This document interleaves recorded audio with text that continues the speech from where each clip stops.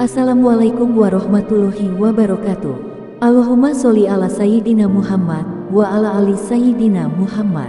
Pemirsa yang dirahmati Allah, marilah kita simak ceramah dari Ustadz Adi Hidayat dengan tema perbedaan tafsir Al-Quran antara Rhoma Irama dengan Ustadz Adi Hidayat.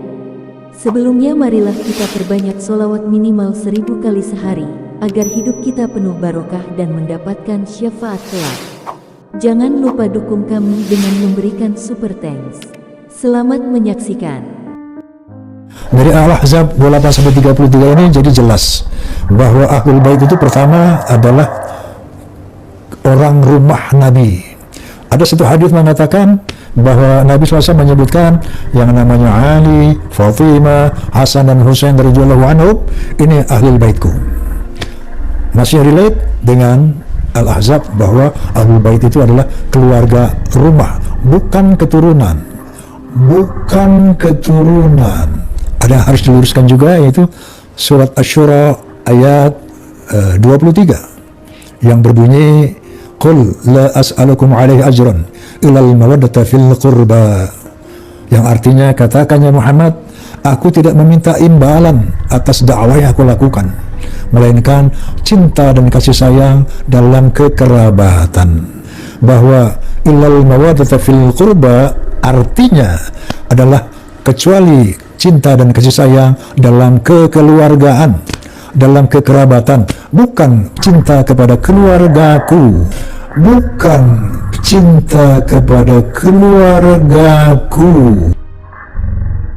Mari kita lihat bagaimana komentar para ahli tafsir surah ke-42 Asy-Syura di ayat ke-23. At-Tafsir Al-Kabir karya Al-Imam Al-Fakhr Razi. Illa al-mawaddata fil qurba, yang dimaksud al-mawaddah fil qurba, kecintaan kepada kekerabatanku, beliau simpulkan itu ada 3. Bisa umatnya, ya seluruh umat beliau yang mengikuti seluruh tuntunan Rasulullah SAW dengan benar. Tafsiran kedua diartikan pula dengan sahabat-sahabat Rasulullah SAW.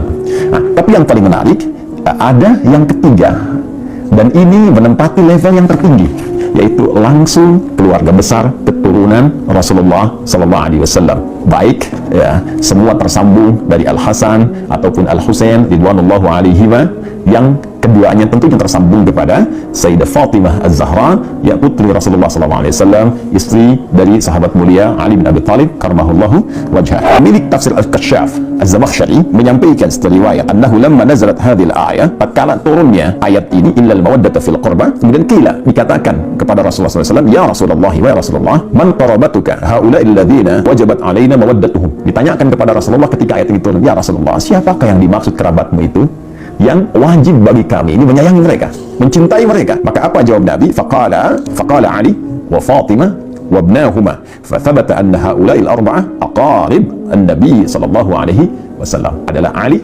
Fatimah dan putra dari keduanya, dan tentunya ini mencakup keturunan-keturunan dari mereka.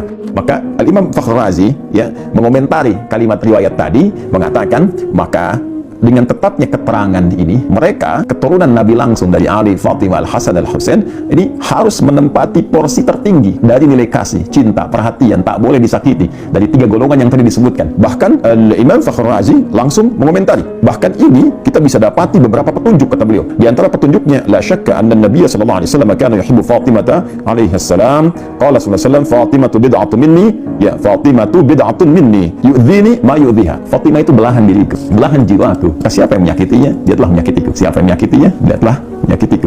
Dan bukankah keturunan dari Fatimah Zahra belahan dari jiwa beliau juga? Bukankah Al-Hasan putra beliau, Al-Husain putra beliau, tentu itu belahan jiwanya. Dan keturunan dari Al-Hasan, keturunan dari Al-Husain yang mendapatkan cinta, yang dicintai, itu keturunan langsung yang terurut nasabnya kepada Sayyidah Fatimah Az-Zahra. Dan ketika menjadi belahan jiwa Sayyidah Fatimah, maka menjadi belahan jiwa Rasulullah SAW. Karena itulah saking tingginya derajat mencintai keluarga besar ini pada level yang pertama, sampai dijadikan doa dalam tasyahud, Allahumma shalli ala Muhammad wa ala ali Muhammad. Ada juga penguat di tafsir Ibnu Katsir.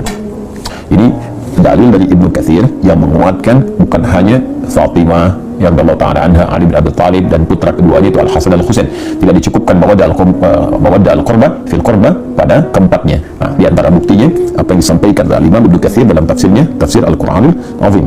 Ia berkata, lamma ji'a bi Ali bin Husain asyara, tatkala Ali bin Husain ditawan, maka kemudian dia dibawa ke gerbang kota Dimashq. Berdirilah seorang laki-laki dari masyarakat Syam. Faqala, dia berkata, alhamdulillahilladzi qatalakum wasta'salakum wa qata'a qarnil fitnah. Segala puji bagi Allah Subhanahu wa taala yang telah menghancurkan kalian dan memutus fitnah di zamanku ini. Jadi dia merasa bahwa dengan ditawannya keluarga besar Nabi, termasuk di dalamnya Ali ibn Husain radhiyallahu taala anhu, dia menyimpulkan, ini sumber fitnah nih. Dia menyakiti, dia menuduh bahwa ini bagian dari keluarga Nabi, keturunan Nabi ini fitnah pada saat itu yang menyebabkan banyak persoalan-persoalan, banyak kericuhan-kericuhan, banyak kesemrawutan-kesemrawutan, banyak pertikaian-pertikaian. Maka dia menyimpulkan ini dengan ditangkapnya, ditawannya orang ini, keturunan Nabi SAW dengan kalimat yang tak pantas tadi. Ya, saya nggak berani menerjemahkan dengan yang lebih kasar, ya, yang sesuai dengan apa yang dia katakan tadi. Saya mungkin katakan yang telah menangkap dia, ya. Kemudian dan menghilangkan fitnah di zamanku ini. Faqala lahu Ali bin Husain, maka Ali bin Husain berkata, kamu dibaca Quran? Laki-laki itu berkata, menjawab, na'am, ya. Aqra'ta ala Hamim, apa engkau pernah membaca tentang surat di dalamnya ada keluarga besar Hamim? Qala qara'atul Quran, dia menjawab, aku membaca Al-Quran, walam aqra' ala Hamim, tapi aku nggak pernah baca ala Hamim. Ada keluarga di situ yang diutamakan. Siapa keluarga itu? Maka dijawab oleh Ali bin Husain, qala ma qara'ta, apakah engkau nggak baca? Di ayat 23 tadi, qul la as'alukum alaihi ajran illa al-mawaddata fil qurbah. Katakan Muhammad SAW, aku tidak meminta kepada kalian satu upah pun, satu materi pun, kecuali rasa cinta, rasa hormat kepada keluarga keturunan Rasulullah SAW. Qala, maka orang itu berkata, apakah kalian itu termasuk golongan mereka, keluarga Nabi SAW? Qala, na'am. Maka Ali bin Husain berkata, ya, kami termasuk golongan itu. Maka setelah mengetahui itu, dia terdiam dan tidak banyak berkomentar lagi dan mengoreksi dirinya sehingga dia menyadari kesalahan-kesalahan yang dimaksudkan. Maka dijawablah kemudian oleh Amr bin Shu'aib, yang dimaksud di ayat ini spesifik, maksudnya adalah kerabat Nabi SAW. Jadi bila kita punya keluarga saja kita jaga, kita sayangi, maka demikian Rasulullah menjaga, menyayangi keluarga besarnya, termasuk keturunan-keturunannya. Karena itulah di dalam bahasa Arab, orang yang dicintai disebut dengan mahbub, mahbubun. Orang yang mencintai disebut dengan muhibbun. Kalau kita ingin satukan keduanya, mencintai dan dicintai, maka kalimatnya berubah menjadi habibun. Habib, orang yang dicintai, ya, orang yang sekaligus mencintai. Maka seringkali keturunan-keturunan Rasulullah itu disebut dengan habib, untuk memberikan kesan bahwa keturunan-keturunan Nabi mesti menjaga nilai mawaddah yang diturunkan langsung oleh Rasulullah dengan banyak melahirkan cinta kasih pada sesama, baik dalam bentuk amar ma'ruf ataupun nahi mungkar. Dan saat yang bersamaan ada isyarat kepada kita untuk mencintai mereka, tidak menyakiti mereka, karena menyakiti mereka juga menyakiti langsung kepada Rasulullah SAW. Dengan ini saya bermohon kepada Allah, semoga Allah senantiasa memuliakan kita semua, memuliakan sahabat-sahabat Nabi, dan terkhusus